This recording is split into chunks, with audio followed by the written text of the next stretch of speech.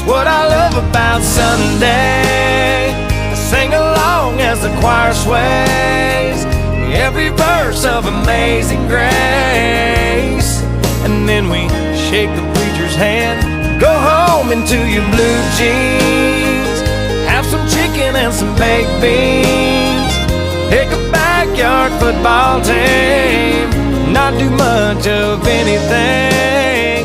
That's what I love about Sunday.